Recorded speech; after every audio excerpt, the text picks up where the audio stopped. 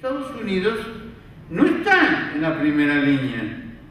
Está Singapur, está Nueva Zelanda, está Australia, está Holanda, está Bélgica, está Noruega, está Suiza, pero no está Estados Unidos.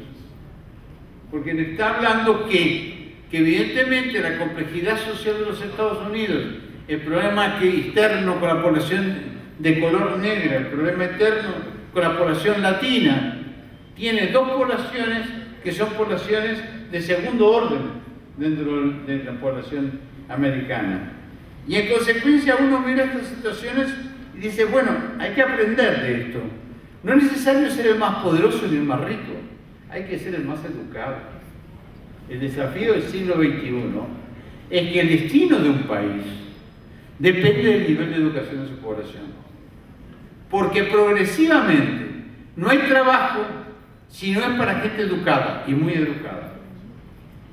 Y el destino de una nación es el destino de tener a su disposición, a su participación, a una población altamente educada que puede elegir. Y este es el desafío del siglo XXI. El gran desafío.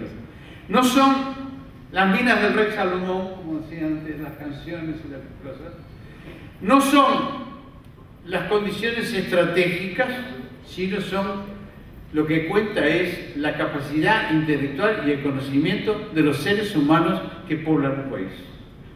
Y los países van a ordenarse por los niveles educativos de su población y no por las rentas per cápita.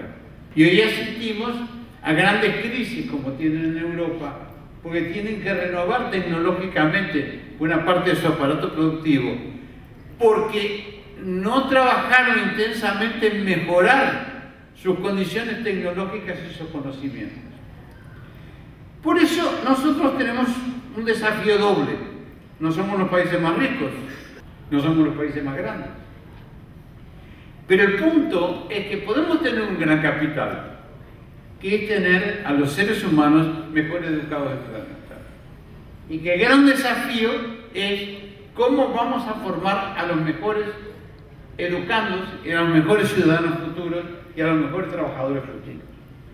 El mundo, vuelvo a insistir, no hoy depende del ingreso per cápita, ni por el número de los automóviles, ni por las torres de cemento, sino que el mundo depende fundamentalmente ahora del desarrollo intelectual de la población.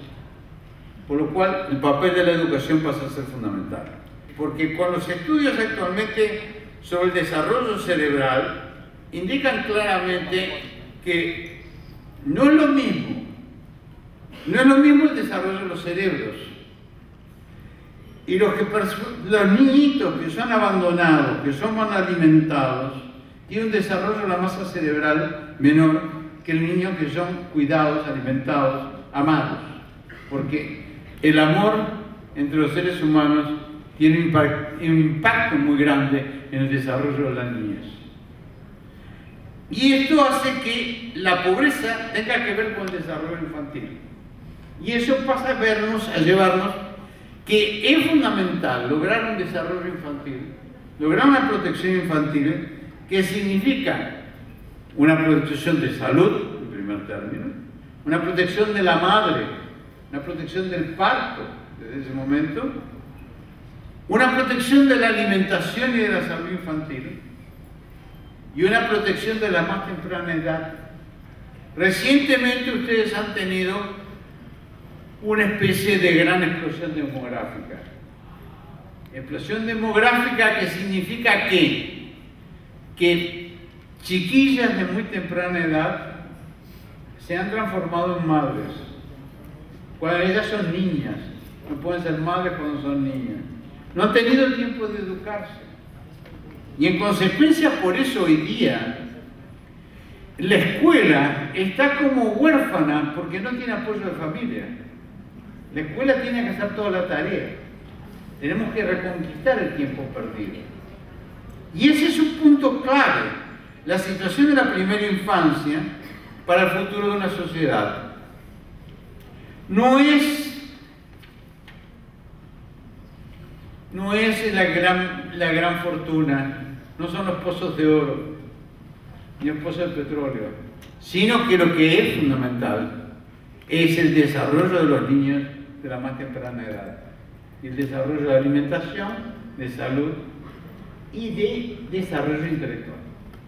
Porque en el siglo XXI lo más importante que va a valer es el desarrollo intelectual. Cuando uno mira los datos del censo de 2010 de República Dominicana, ve que actualmente la asistencia de los niños de 3 a 5 años a una escuela está muy concentrada en los grupos medios y altos de ingresos, y los altos, que tienen el 90% de los niños de 3 a 5 años asisten a una escuela. Inversamente, si ustedes toman los hogares que tienen un nivel socioeconómico muy bajo, apenas asiste el 30% de los niños de 3 a 5 años a un centro educativo. Con lo cual, la lucha en la cual ustedes están avanzando es una lucha no solamente de cantidad, sino de reversión de la desigualdad, de rescate de los que las familias son muy endebles como para formarlos. Son muy endebles, ¿por qué? Porque son chiquillas y chiquillos que han tenido relaciones sexuales tempranas, tienen niños, pero no tienen ningunos elementos para educarlos. Y que es indispensable salir al cruce, por eso es tan importante la decisión gubernamental que ustedes adoptaron, que es la de una gran política de educación pública. Porque es la única manera de recuperar esa población y tener una futura población adulta inteligente, bien formada, capaz de enfrentar un mundo cambiante. Los niños de 3 a 5 años, de acuerdo al censo de 2010 de República Dominicana, el que tiene un nivel muy bajo tiene solamente un 30% escolarizado, el que tiene un nivel medio alto y alto tiene un 90% escolarizado. Y el nivel bajo, que es no tan bajo, pero tiene 49% escolarizado y no tiene 89%. Y entonces empezamos en un tablero, que es un tablero de la discriminación social. Miren ustedes allí lo que significa ese cuadro que está allí abajo, el muy bajo frente al muy alto. Esas son, cuando los niños apenas son pequeñitos, se está creando una discriminación y estamos perdiendo además lo mejor de nuestras vidas, que son los recursos humanos, son los seres humanos. Es decir, el presidente puede nombrar a cualquier ministro, pero el ministro de Educación lo prueba el Senado. Hay que conseguir que los padres participen en ese movimiento, no sean ajenos, que vengan desde afuera, no. Y hay que crear escuelas de tiempo completo, porque ¿cuál es el problema actual? ¿Cuál es el problema de ustedes actual? Bueno, que ustedes han tenido un cambio en los comportamientos sexuales y han tenido un embarazo precoz de adolescentes que hoy son madres y que necesitan poner a los niños en algún lado para ir a trabajar. Lo que nosotros hicimos mucho era tener programas de televisión explicando lo que se podía y lo que no se podía, el tiempo que era necesario. En los países europeos, todos, en la escuela pública, se empieza a las 8 de la mañana y se termina a las 5 de la tarde. Hay que considerar las guarderías en las tardes. No hay educación sin maestros. No es con funcionarios solo que se arregla. Hay que educarlos en la práctica docente en los contextos difíciles, en los contextos donde existe pobreza, donde no hay educación general, donde no hay alimentación a tiempo, donde no hay familia bien constituida. Y en consecuencia nosotros necesitamos mucho de hacer de la escuela también un gran instrumento de mejoramiento de la condición de vida, especialmente de las muchachas. Hay que formarlos para una capacidad de adaptación permanente.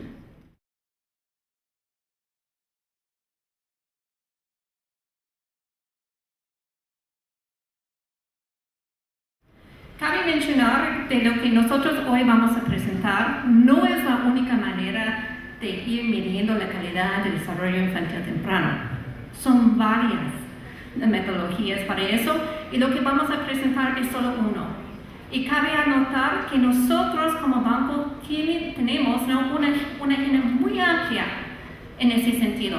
Queremos aprender de todas las experiencias y todas las metodologías posibles. Entonces, lo que nosotros vamos a describir ahora es una metodología basada en los resultados de los niños. Entonces, aquí estamos evaluando niños para saber en qué están, cómo está su desarrollo y cómo todo eso puede incidir en la focalización de programas y políticas.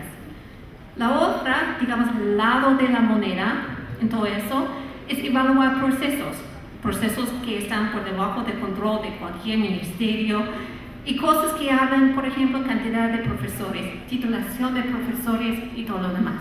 Y de nuevo, nosotros estamos hablando de la otra cara de la moneda, pero desde el banco consideramos que son dos metodologías absolutamente necesarias y complementarias. Entonces ya vamos con el proyecto. Entonces el proyecto se conoce como PRIDI. ¿Qué es PRIDI? PRIDI es el Proyecto Regional de Indicadores de Desarrollo Infantil. Es un esfuerzo de generar datos de alta calidad comparables entre países y dentro de países. De lo que nosotros sepamos, es la primera vez en el mundo que se hace eso. Entonces, es una experiencia basada en las pruebas estandarizadas internacionales y regionales como IESE, como CERCE, en los cuales participó la República Dominicana. Y eso no toma la misma motivación, toma la misma idea y realmente lo pone en el campo de los chicos más jóvenes. Entonces, cabe decir, ¿no?, que nosotros como banco, como individuos, ¿no?, aquí hemos aprendido mucho de esas experiencias de las pruebas regionalizadas internacionales. Y una de las cosas que hemos aprendido es que a fin de día no es la prueba que importa. Lo que importa es qué se hace con los resultados y realmente el diálogo de política a nivel de región que se fomenta a partir de los datos. Yo soy vieja, ¿no? Entonces yo sí pasé por esa experiencia de IESE, CERCE y todo lo demás. Y les cuento, ¿no?, con pocas excepciones, antes de IESE, que fue el primer estudio regional de la calidad de educación, todo el mundo hablaba de calidad de educación, pero nadie tenía una base empírica para decir eso sí es calidad y eso es más bien bla bla y nada que ver con la realidad. Hoy en día todos los ministerios, todos los ministros, Germán incluido, hablan de calidad y hablan de calidad fundamental con datos reales. La próxima pregunta, ¿no?, que tenemos en eso es ¿por qué hacer este proyecto? Y les digo de antemano, hubiera sido mucho más fácil tomar una prueba de un instante y ir aplicándolo en varios países de la región. Pero eso no fue lo que nosotros buscábamos con ese proyecto. Entonces, no, para empezar, nosotros no realmente levantamos siquiera una línea de base de donde estaba la región en la evaluación de calidad de desarrollo infantil temprano. Y vimos, ¿no?, que la mayoría de las pruebas que se aplicaban eran desactualizadas. Realmente eran pruebas tomadas de los Estados Unidos o de Europa, pero de hace 20 años atrás o más. Entonces realmente no reflejaban muy bien la última investigación sobre desarrollo cerebral, cosas que se habló ayer del profesor Rama, de los otros expositores. Entonces realmente veíamos la necesidad de contar con algo más actualizado. También veíamos, sobre todo los países con los cuales estamos trabajando, vieron la necesidad de contar con algo propio. Y eso no es detalle menor. Entonces realmente lo que buscaban era algo de la región que reflejaba las necesidades de política, que reflejaba, ¿no?, las necesidades de los niños en la región. No sé si ustedes están realmente en este campo de evaluar comprueba los niños de ese cohorte de edad? Mira, la mayoría de las pruebas o las evaluaciones que se aplican tienen mucha escala, tienen mucha data. Entonces son muy complicados de aplicar, ¿no? Llevan unos 3 horas o que sea, y después, ¿no? Hay mucha data, ¿no? Y nosotros siempre teníamos la pregunta de todos esos datos, ¿cuántos realmente tienen poder expectativa?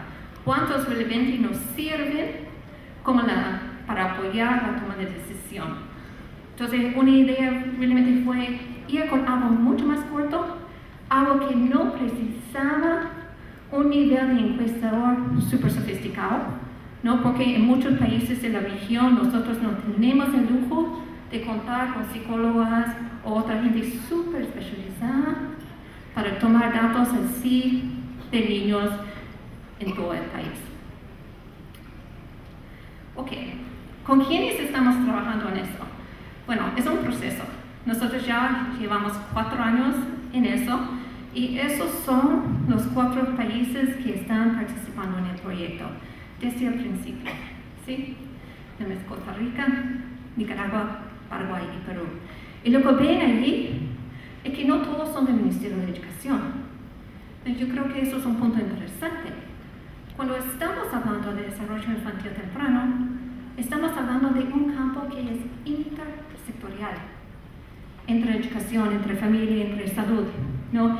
Y creo que los países que están participando en eso y sus representaciones nacionales, que son de varios ministerios, reflejan este punto. Les decía, ¿no? Que este PRIDE, de lo que nosotros sepamos, es la primera vez en el mundo que se hace eso a nivel de desarrollo infantil temprano. Siendo así, realmente nosotros teníamos que empezar desde cero. Y desde cero para nosotros fue justamente la elaboración de un marco conceptual. Y eso fue súper importante, porque nos decía qué íbamos a medir, cómo lo íbamos a medir y para qué estamos midiendo si es que estamos midiendo. Entonces, quiero explicarles un poquito sobre el proceso de la elaboración de este marco conceptual. Fue un proceso súper participativo y súper interesante. Nosotros empezamos ya de la literatura. ¿Qué dice la literatura sobre desarrollo infantil temprano? ¿Qué dice? ¿Cuáles son los factores más importantes? ¿Cómo se mide? Y todo lo demás. Junto con los países, ¿no? Y pedimos a los países, ¿no? Que cada uno de ellos tiene una coordinadora nacional, son todas mujeres, que por favor convocara una mesa intersectorial de desarrollo infantil temprano. Esas mesas fueron compuestas por todos los ministerios a nivel nacional que tenían o tienen responsabilidades para niños 0 a 8 años. Entonces fueron compuestos por salud, por educación, por justicia, en algunos casos por planificación. Junto con esas mesas, nosotros nos dimos una revisión súper exhaustiva de todos los instrumentos que están aplicándose en los 4 países para medir el desarrollo infantil temprano. Complementamos esa misma revisión por una revisión de los instrumentos que están aplicándose a nivel de región y también internacionalmente. Y también revisamos, ¿no? Las políticas, las estrategias, las prioridades nacionales de desarrollo infantil temprano, para contar realmente con un vistazo de la región y dónde está la región en términos de la medición de niños 0 a 8 años. Y de eso nosotros nos fuimos sacando algunas cosas en comunes. Y esos son los 2. El segundo es que realmente nosotros creemos que todos los niños, todos sin excepción, deben ser capaces de lograr una serie de competencias básicas antes de entrar en la escuela. Y eso es independiente de cual sea su raza, nivel socioeconómico, económica, sexo, de cualquier otra característica.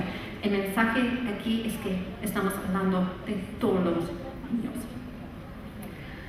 Entonces, bueno, ha sido un proceso bastante lento, ¿no? Porque todo lo que hacemos tenemos que consensuar con todos los países.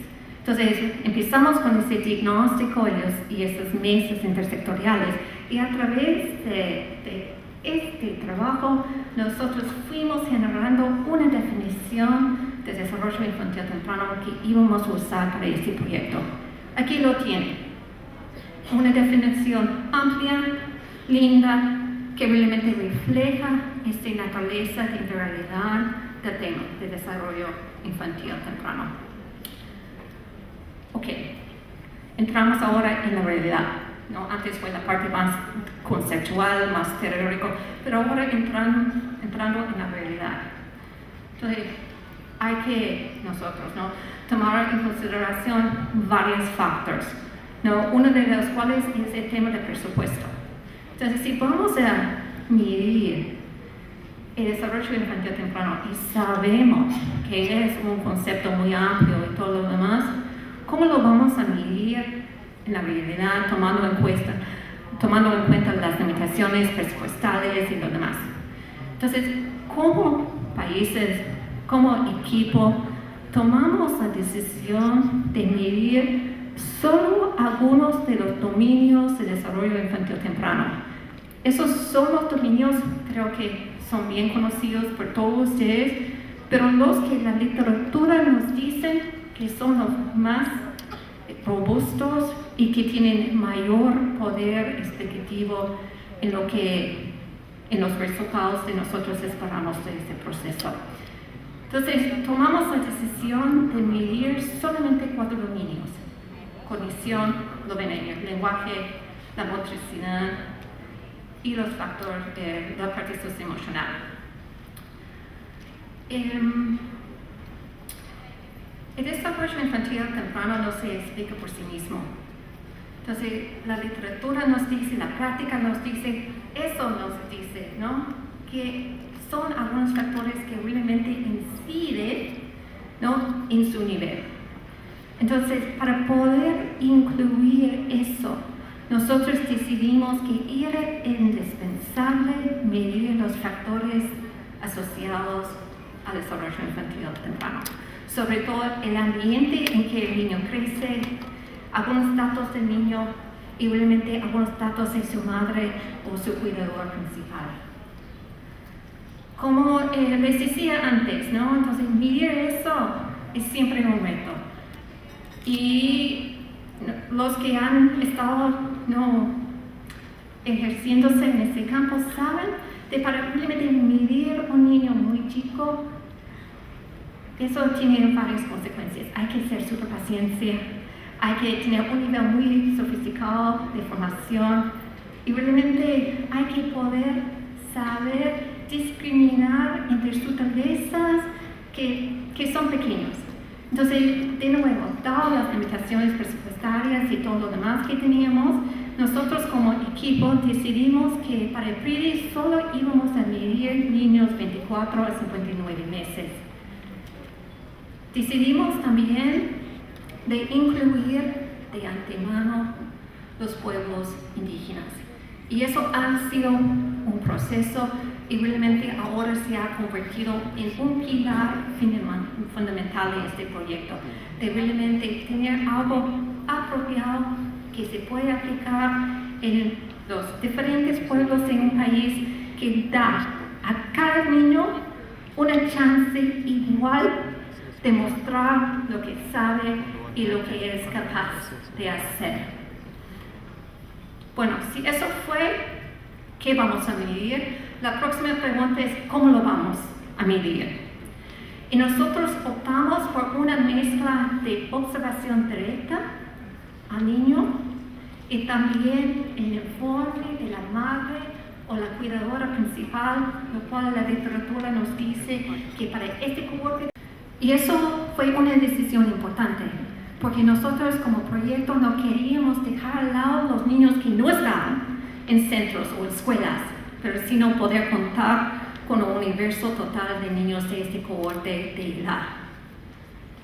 También tomamos la decisión de trabajar con muestras nacionales. También un dato importante, porque solo son las muestras nacionales representativas que nos dan una confiabilidad de los resultados. Y por fin, ¿qué vamos a medir? ¿O para qué vamos a medir? Para generar información a nivel de población. ¿Ve esta cosa que dice que no es tamizaje? Tamizaje en inglés es screening.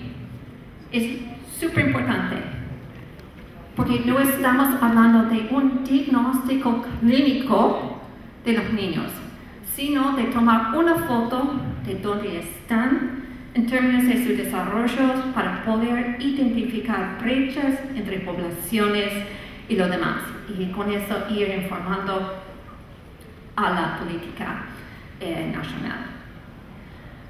Si eso es el objetivo del proyecto, nosotros teníamos que diseñar una estrategia para llevarnos allí, Y la estrategia que nosotros pusimos fue elaborar unos nuevos instrumentos, Entonces, rápidamente les voy a describir este proceso porque creemos que es algo interesante. Entonces, tomando en cuenta toda esta evaluación, ese diagnóstico que hicimos con las mesas intersectoriales, lo que nosotros hicimos fue extrapolar de las pruebas y las evaluaciones nacionales, regionales e internacionales los ítems comunes, ¿Cómo se llama? Cosas así, en su proceso de evaluación de desarrollo infantil temprano.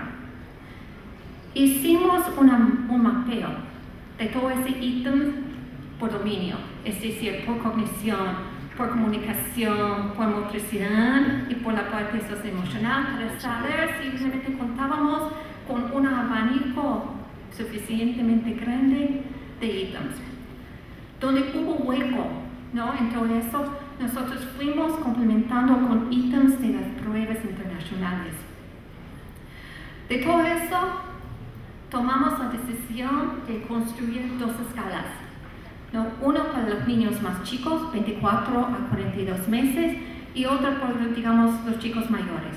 ¿Y por qué dos escalas?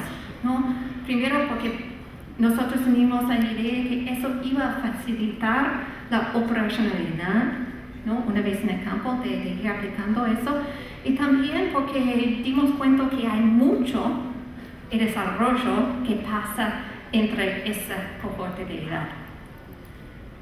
Mira, como todo lo demás en este proyecto, con eso tuvimos que lograr el consenso de los países. Entonces fue un proceso muy interesante y muy rico de ir validando ítem por ítem con cada uno de los países. Terminamos, con una lista muy larga de ítems. Y nosotros dijimos, bien, lo vamos a ver en el campo, el funcionamiento de cada uno de esos ítems, y después vamos a ir sacando los que no funcionan muy bien. Como ustedes saben, no se puede elaborar un instrumento y después darle así a una persona para aplicar en el campo. Aplicación requiere un proceso de capacitación. Entonces, para guiar todo eso en el campo, nosotros elaboramos manuales de capacitación para los enumeradores. Y mira, seguimos un proceso bastante parecido para las encuestas de los factores asociados, para armar cada uno de esas encuestas. Y a partir de eso, nosotros nos pusimos un plan de 3 fases para ir validando los instrumentos, porque recuérdense, son instrumentos nuevos. Y realmente, si es que nosotros vamos a presentarlos como instrumentos sólidos para la región, tenemos que asegurarnos que realmente lo que tenemos es sólido, en términos de estándares de oro internacional. Entonces, la primera fase que nosotros hicimos y llevamos a cabo en el año 2010 era una fase formativa. Y el objetivo de eso fue ver de súper cerca el comportamiento de esos instrumentos en todas las poblaciones, pero sobre todo en las poblaciones indígenas. Y para eso trabajamos con 2 países, trabajamos con Perú y Paraguay. Y quiero mostrarles algunos de los resultados de eso.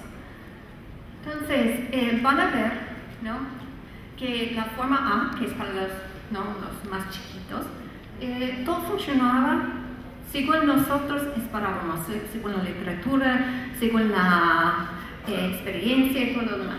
Discriminaban bien, discriminaban por edad y todo lo demás. Tuvimos algún problemita allí con la forma B, que no discriminaba bien. Y se sabe que no discriminaba bien porque la línea allí es plana. Entonces, eso fue la primera cosa, ¿qué pasó ahí? Entonces, tuvimos que volver y retrabajar la forma B. Es solo para darles una idea de qué hicimos para eso. Entonces, según los análisis que hicimos, nos dimos cuenta de varios de los ítems de la forma B eran demasiado fáciles. Por eso, no mucha variación, lo que resultó en esa línea plana que vieron allí.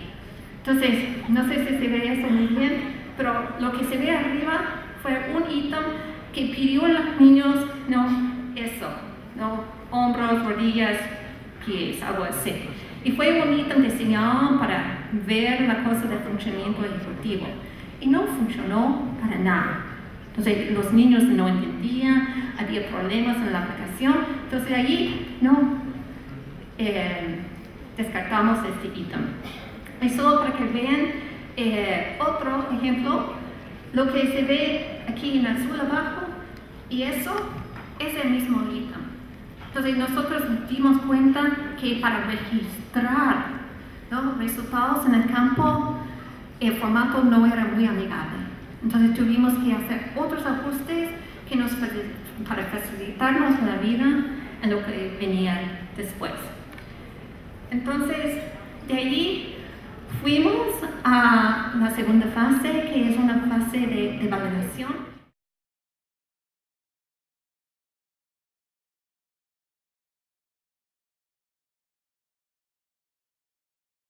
Y digamos que nosotros soñamos con un país democrático, competitivo, pacífico, y pues la primera pregunta que nos surge es cómo lo vamos a lograr con estas cifras. Y creo que son unas cifras que se parecen mucho en general en los países en Latinoamérica. Aunque IO2 Fundación Claro ya existe desde hace más de 50 años, en el año 2008 nosotros volteamos nuestros ojos hacia la importancia de la primera infancia, básicamente porque, pues, por los resultados que traíamos de lo que veníamos haciendo, que era dar becas en educación superior. Segundo, por el slide anterior que pueden ver, pues digamos que ante este reto algo teníamos que hacer. Y por los estudios que demuestran lo que hemos venido viendo desde ayer, y es que estos años son trascendentales para el desarrollo físico, cognitivo, social y emocional de nuestros ciudadanos. Entonces, digamos que esto también está asociado, pues se desarrollan estas habilidades para pensar, hablar, razonar, aprender.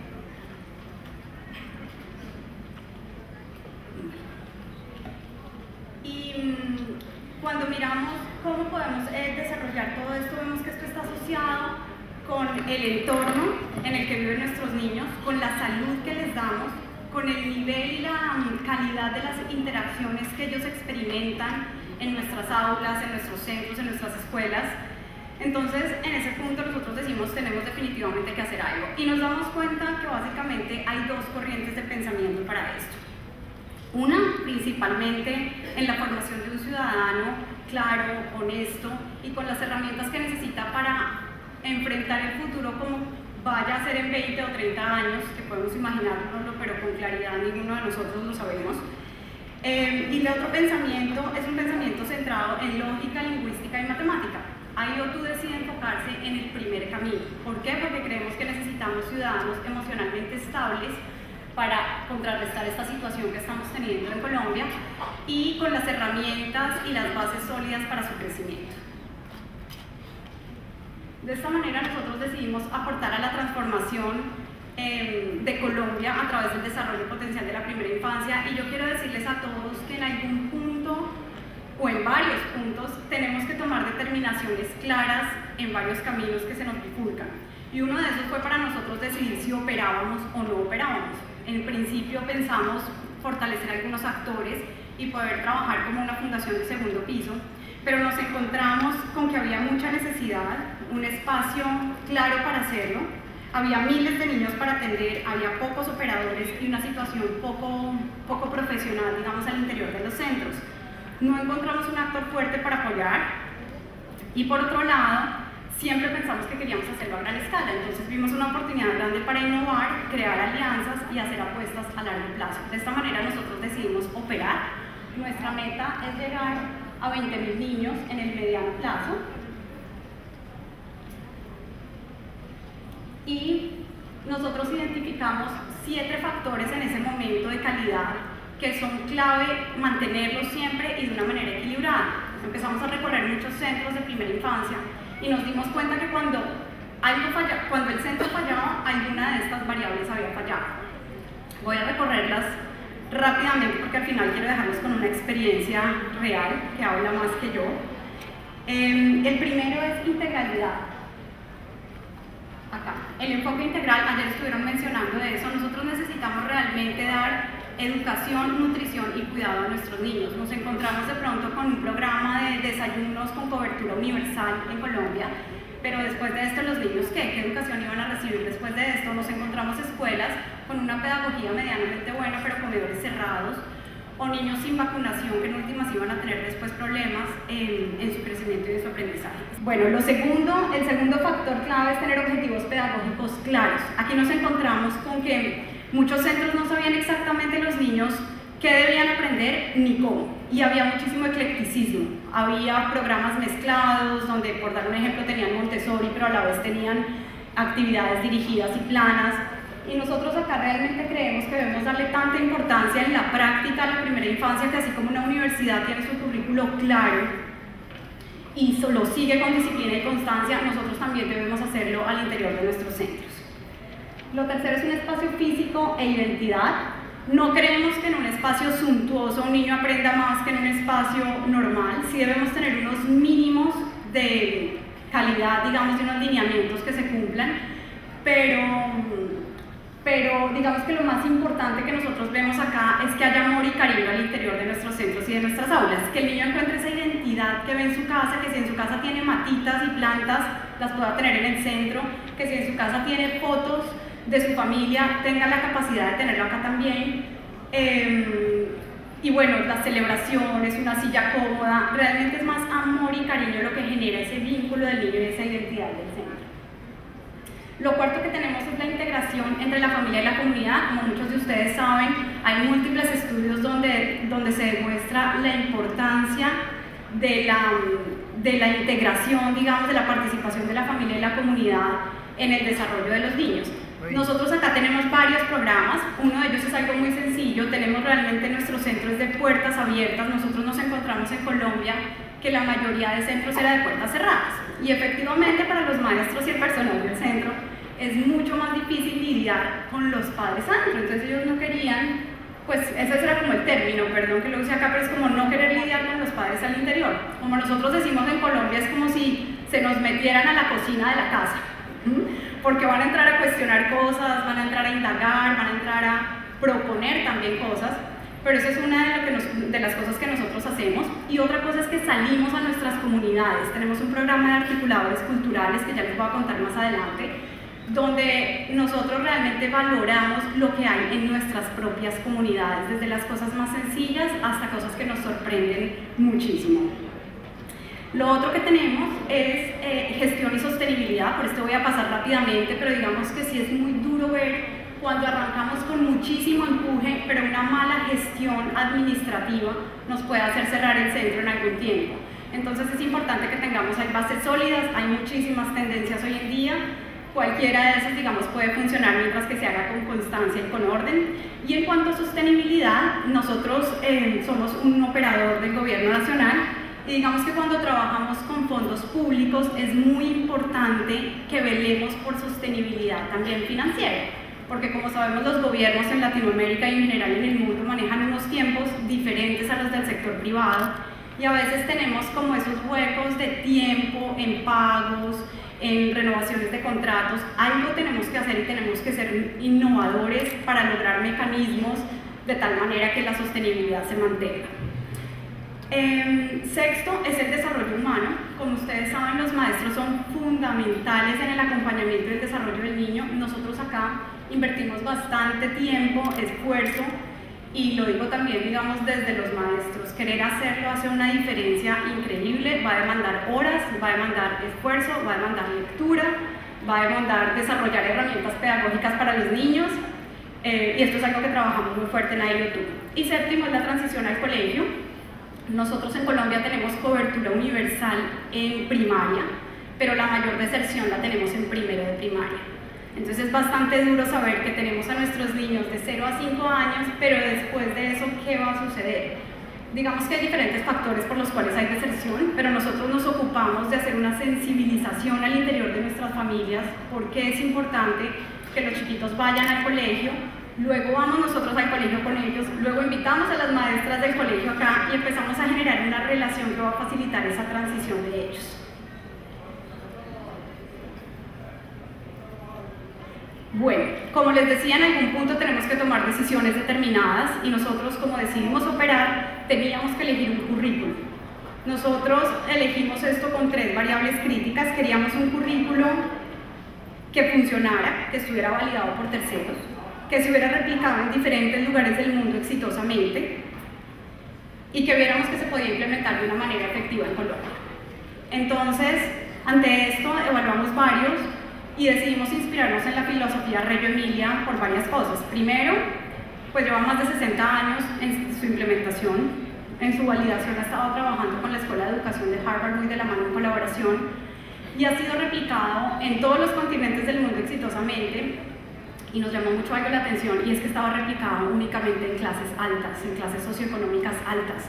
Entonces, viendo que era un buen currículo, dijimos, ¿por qué no lo podemos llevar a nuestras poblaciones vulnerables? Esto es un gran reto que asumimos, pero quisimos hacerlo.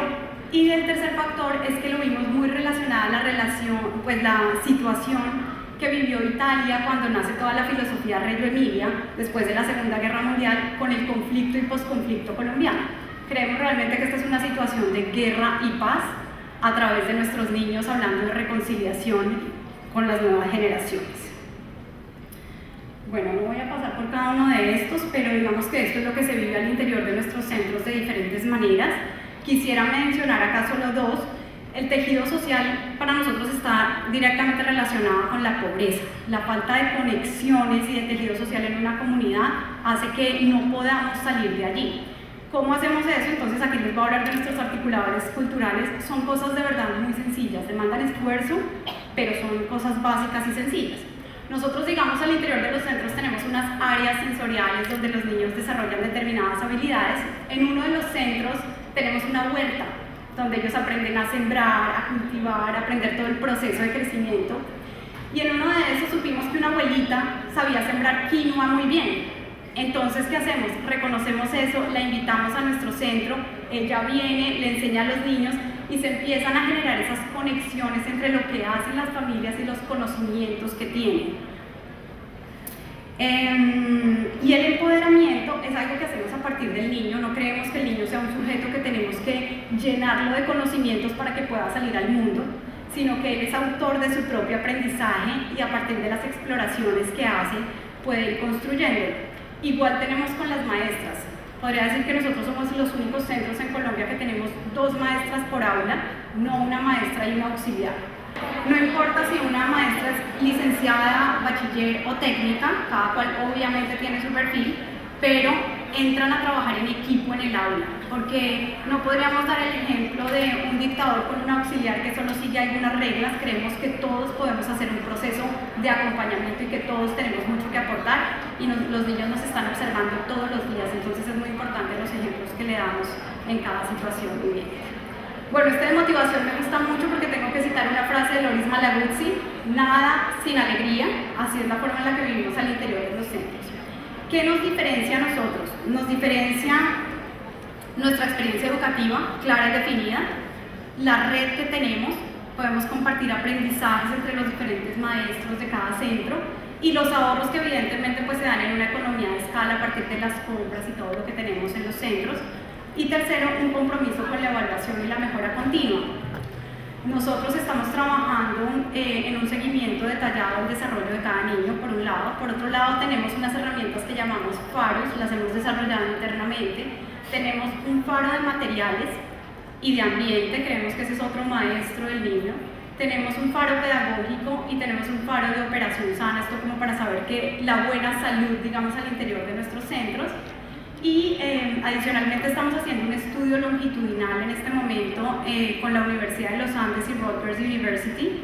El Banco Interamericano de Desarrollo está aportando algunos fondos para esto, donde queremos realmente medir el impacto que vamos a tener con la atención que estamos dando a nuestros niños. Estamos midiendo 1.200 niños, unos de la comunidad de nuestros centros y otros, digamos, de la comunidad, pero que no reciben nuestra atención.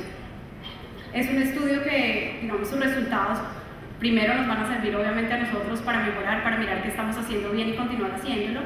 Y segundo, a Colombia en otras comunidades con contextos similares, y a Latinoamérica. Es el estudio más grande que se está haciendo en este momento en Latinoamérica. Bueno, nuestra experiencia educativa básicamente lo que busca es acompañar a los niños a encontrar el sentido de la vida de una manera natural y alegre. No creemos que esto venga de una fórmula, ni de un libro, ni de una idea preconcebida de alguien que viene a ser impuesta al niño, sino que el niño puede construir su propio conocimiento a partir de su exploración. Este proceso lo hacemos acompañado de, tenemos una triada que es el niño, el educador y la familia. Nosotros trabajamos de la mano de los tres construyendo conocimiento, digamos, con los ejemplos que les di ahorita anteriormente. Los resultados concretos que tenemos en IO2 son 16 centros. Hoy, desde el 2008 hasta ahora, hemos construido 16 centros con 5.142 niños atendidos, así como lo pueden ver en diferentes municipios en Colombia. Ese es el crecimiento que hemos tenido también en educadores. Iniciamos con 49 educadores y en 2012 llevamos 521 educadores. Y otro tema acá muy importante son los aliados. Nosotros debemos partir, cuando trabajamos en primera infancia, aliados desde el primer momento. Ya voy a hablar un poquito más de eso. Bueno, nuestros factores clave de éxito son, hemos identificado tres. Primero, un equipo estable y fuerte en la experiencia educativa de IO2. Este fue un reto importante, digamos que cuando arrancamos y pensamos más en inspirarnos en Reggio Emilia, dijimos, bueno, vamos a ser capaces con los educadores que tenemos en este momento, con lo que está dando la universidad en este momento. Fue un reto grande, mucha gente nos dijo, van a tener que traer gente de otros lados, van a tener que traer educadores de otros lados. Nosotros creímos en nuestra comunidad y, como les dije desde el principio, se requiere esfuerzo y dedicación, pero lo logramos. Y hoy podemos decir que fuimos capaces de llegar a esto con una educación de calidad. Lo segundo es una infraestructura adecuada y una riqueza de materiales. Lo tercero es una red fuerte y diversificada de aliados. Ahí quiero ampliar un poquito. Este es el modelo que nosotros tenemos en IO2 en cuanto a alianzas. Nosotros decidimos quisiéramos trabajar en toda la pirámide, pero decidimos arrancar por los estratos socioeconómicos altos y la población vulnerable. Trabajar en los estratos socioeconómicos altos nos está dando dos cosas básicamente. Una, claramente fondos para poder subsidiar los centros o los déficits que tenemos en los centros bajos. Y segundo, nos ayuda a mantenernos en la apuesta de calidad, porque cuando un padre paga $500 al mes por su hijo, que son los precios de mercado, y nosotros simplemente nos manejamos en los precios de mercado, pues el papá exige, y el papá además es de puertas abiertas, entonces está dentro todo el tiempo mirando cómo es realmente nuestra educación, y eso nos fascina porque nos reta mucho y nos lleva a que lo hagamos igual, pues porque esa es nuestra propuesta, que nuestros centros mantienen la misma calidad tanto en los estratos socioeconómicos altos como en los bajos, y creo que esa es una primera apuesta para poder hablar realmente de equidad. Y lo otro son las alianzas público-privadas. Entonces, nosotros lo que vemos es que debemos tener siempre una visión compartida. Se encuentran muchas personas que realmente quieren ayudar. Lo importante es tener una visión compartida tanto del problema como de la solución. Este simplemente es un ejemplo de cómo para llegar a un centro necesitamos pasar por todo un proceso, y en cada uno de esos hay unos aliados. Esto varía, a veces no necesitaremos lote, ya hay una construcción y simplemente se necesita dotarla, pero lo que IO2 sí hace y se concentra es en estar articulando todos estos aliados en la misma visión para que esto suceda. Bueno, de esta manera nosotros hemos podido crecer y sumar más aliados a la misma visión. Ese es otro punto importante, no estar cambiando de foco constantemente. Si sabemos qué es lo que queremos hacer, debemos luchar por ello, irlo adecuando y ajustando, ¿cierto? Nosotros realmente creo que tratamos y luchamos de escuchar con humildad todo el tiempo, sobre todo a nuestros padres, que son nuestros mejores puntos de mejora, y vamos creciendo sobre la misma visión. Bueno, yo quiero dejarlos con un video rápidamente, que los retos creo que los fui diciendo en el camino, y pues tenemos los retos que cualquier organización con estos crecimientos presenta, además de los retos, digamos, evidentes en primera infancia, en mantener educadores de muy alta calidad, muy dedicados, y todo el reto de mantener esas alianzas público-privadas articuladas para dar sostenibilidad.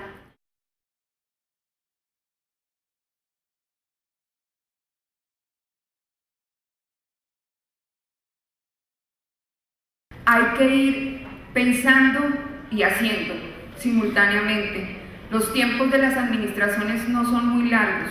Es que íbamos a hablar de una política dirigida al desarrollo integral del niño, no a la atención integral del niño. Y esto no es un juego de palabras, esto es poner por encima del servicio al niño. La política cubre desde la preconcepción hasta los 6 años. La calidad no se puede ver solamente como una inversión y una definición de estándares de calidad. La calidad, antes que cualquier cosa, es un proceso que tiene que ir acompañado de una clara voluntad política, de un gobierno que acompañe temas de fortalecimiento y generar inversiones en infraestructura. Hay que trabajar en condiciones higiénico-sanitarias, hay que trabajar en vinculación de equipos intersectoriales, hay que trabajar en construcción de proyectos pedagógicos. Tenemos que trabajar con lo que tenemos. Ese es el punto de partida de cada país, y sobre esa lógica empezar a construir, porque si no se trabaja sobre esos cimientos, difícilmente cualquier apuesta de gobierno puede llegar a tener las condiciones de sostenibilidad que una política de estas requiere, y se nos queda fácilmente en una ilusión de país.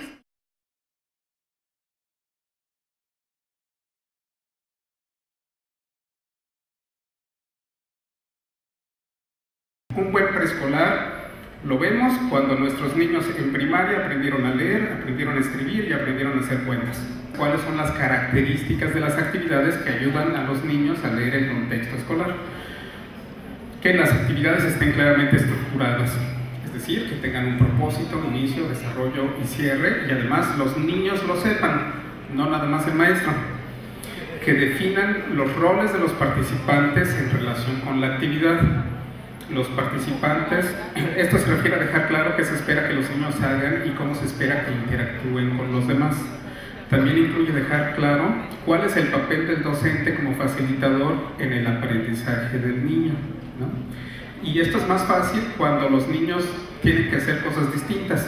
No todos tienen que hacer lo mismo en el mismo momento, buscando los mismos productos que se terminen al mismo tiempo.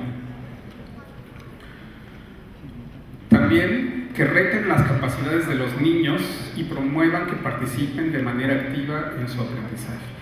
Que nada más vayan a la escuela, que los entretengamos mientras trabajan sus papás, no funciona, porque además tampoco los entretenemos, se entretienen mejor solitos. Entonces tenemos que estar pensando en dónde están nuestros niños y cómo retamos sus capacidades. También que promuevan la reflexión sobre los aprendizajes logrados. Todo lo que hacemos debe de tener un fin, y este fin es que los niños discutan acerca de sus experiencias y les ayude a organizar sus aprendizajes. Si no, no es que los niños no le entiendan a la escuela, sino es que la escuela no tiene sentido. Y que promuevan la autonomía y el trabajo colaborativo. Se trata de que los niños se vuelvan independientes, se trata de que los niños aprendan a trabajar con los demás. El proceso de leer las actividades en el aula tiene que ver con un proceso, ¿no? Como hemos visto, que pasa por 3 fases. La primera es la explicitación de las normas de interacción. ¿De qué se trata? ¿Qué vamos a hacer? El juego sigue siendo el principal medio de aprendizaje que tienen los niños. La segunda fase tiene que ver con la observancia y guía del desarrollo de las actividades. Este acompañamiento que van haciendo las maestras para ver qué están haciendo los niños y esta posibilidad de modificar las reglas de la actividad si es necesario, porque el fin último de todo lo que estamos haciendo es el aprendizaje. Que cuando pensamos en servicios de la primera infancia no podemos dejar acríticamente a la primaria como es.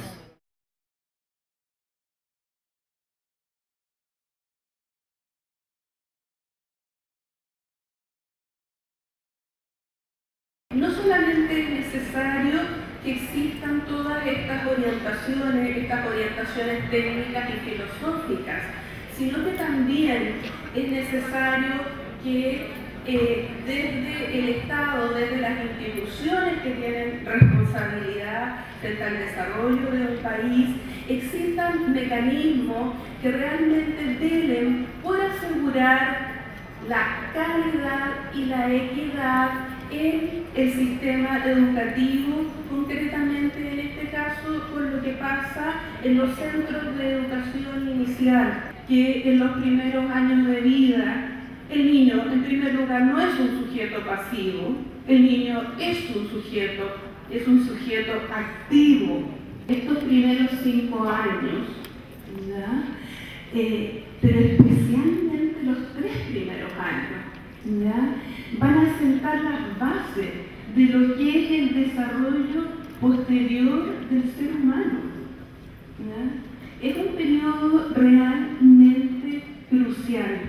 La educación inicial, cuando es adecuadamente desarrollada, implica una inversión que no es menor.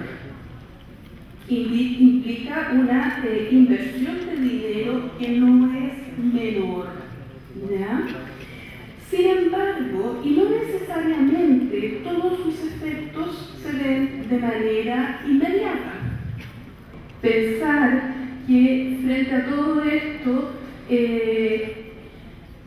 la educación inicial, frente a todos estos fundamentos que hay, que son tan claros, en muchos países, yo diría que en la mayoría, sigue siendo, al menos esa es mi manera de verlo, el pariente pobre del sistema educativo.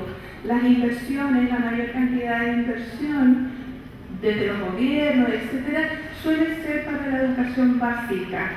No necesariamente el hecho de asistir a un centro de educación inicial nos trae estos efectos que hemos planteado aquí, nos trae estos beneficios, porque la calidad de la educación está directamente relacionada con la equidad. Que las variables que influyen en la calidad de la educación son lo que se puede llamar los factores de orientación y que dicen relación con todos los aspectos, por así decirlo, filosóficos, es decir, cuál es el proyecto educativo que nos está moviendo, cuál es el concepto del niño que está a la base, que la efectividad del proceso educativo sí tiene que ver, y la mantención de los logros y de los aprendizajes que ahí se ven, tiene que ver con una participación de la familia.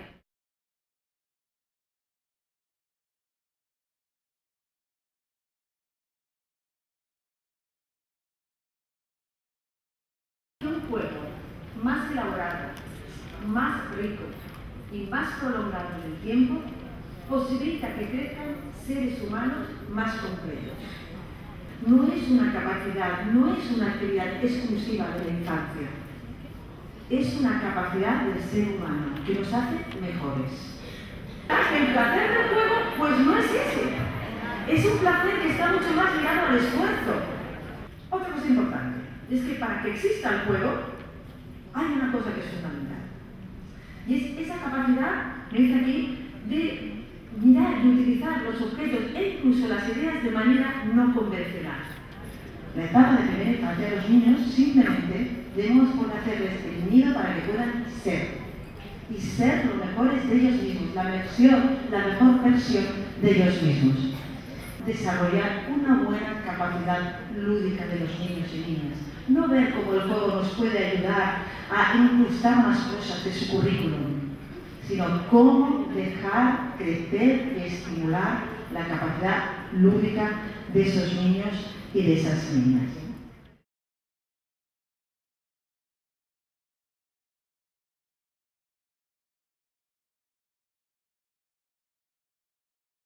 Mientras mayores son las diferencias que presentan los niños, mejor servicio, mejor aprovechan todos estos servicios de atención temprana, intervención temprana y principalmente en la niñez temprana.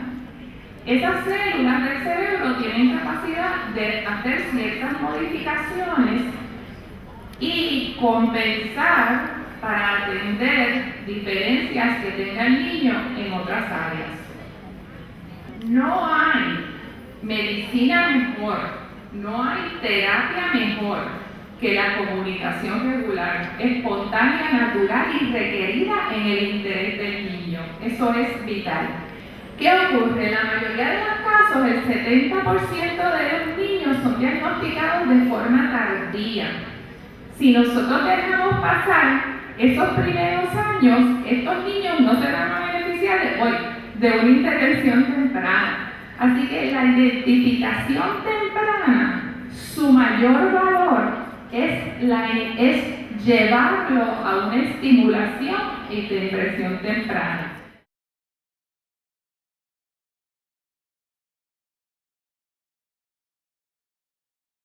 Si uno repasa los currículos de los dirigentes educativos de Finlandia, de Singapur y de Corea, verá que se pone de manifiesto que hay una estrecha colaboración entre el sector público, sector privado y sector académico universitario. Todos ellos participan conjuntamente, de forma, digamos, compartida y con esfuerzos comunes a partir, digamos, de ese empeño común que es la educación de los niños y de las niñas.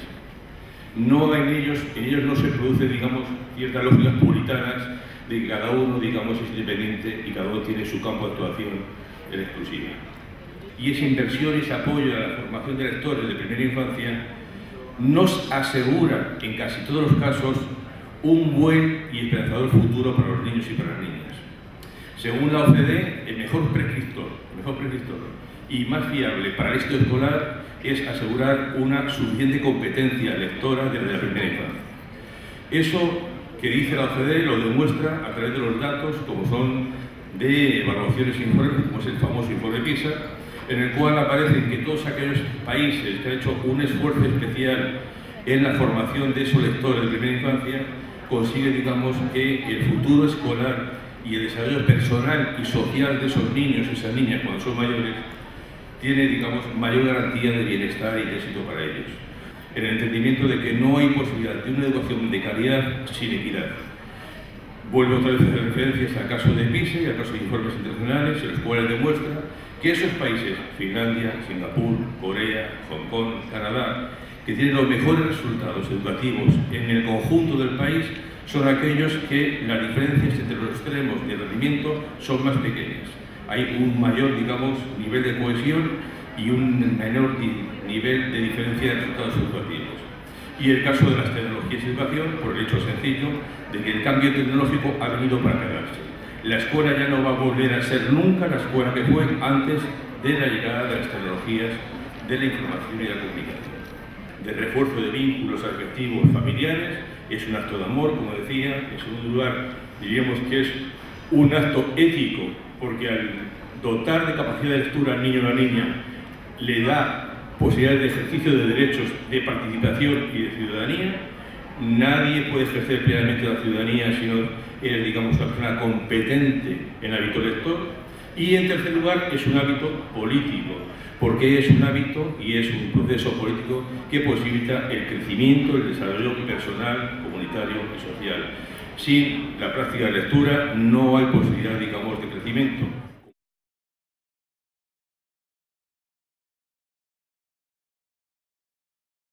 Los modelos de atención no están estandarizados y hay mucha divergencia y discrepancia en las calidades.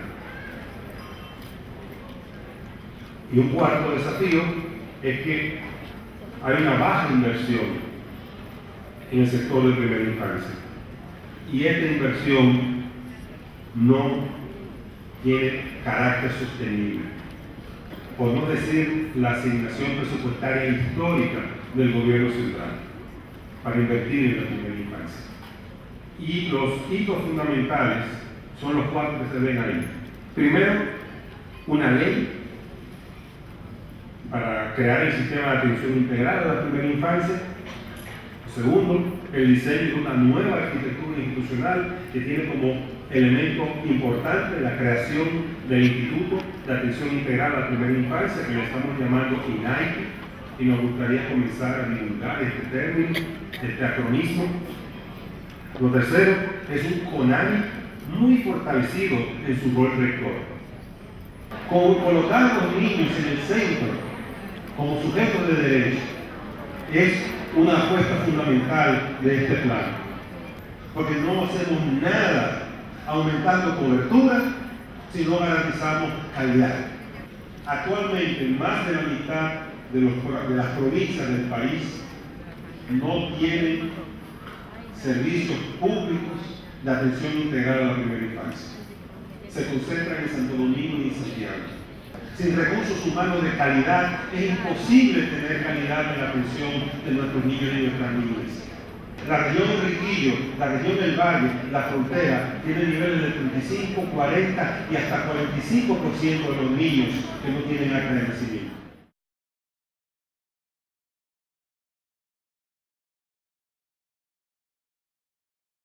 Pero no solamente tenemos la ley, también tenemos otras normativas como es el Plan Decenal 2008-2018, el Objetivo del Milenio. Estos dos primeros, en síntesis, lo que proponen es también, van en esa línea, que es garantizar que al 2015 todos los niños y niñas dominicanas tengan acceso a 9 años de escolaridad, incluyendo un año obligatorio de educación inicial que se inicia a los 5 años de edad. Y cuando hablamos de calidad, con este esquema quizá de lo que hemos querido presentar brevemente, es como todo parte del